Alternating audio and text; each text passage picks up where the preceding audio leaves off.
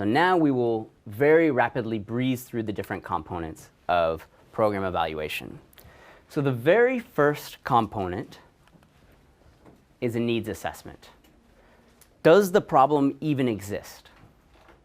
There are a lot of policies and programs that are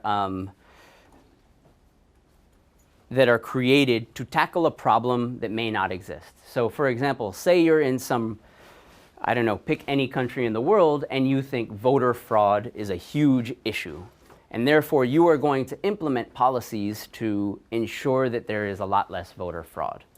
All you need to do is perhaps a needs assessment to find that actually voter fraud is not an issue at all. You don't necessarily need to do an impact evaluation. Then, once you have you've established that the problem actually exists, and you can do this maybe through desk research. Maybe you actually need to go and collect data. Maybe you can do some qualitative research as well. But once you have a theory that the problem exists, you kind of have to back out and figure out why it exists and what are potential solutions of tackling it.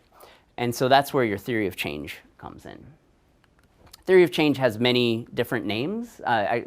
There's many different methods of doing something that's very equivalent to theory of change. So a logical framework analysis, or log frame, is another one, and there are many other terms.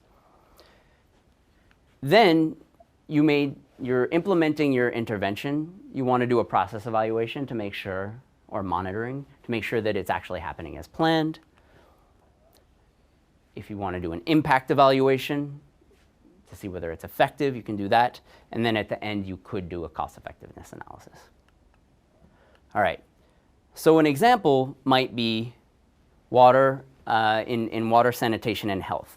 So let me ask you, what do you think is if your context is East Africa, what do you think is the most cost-effective way to reduce diarrhea?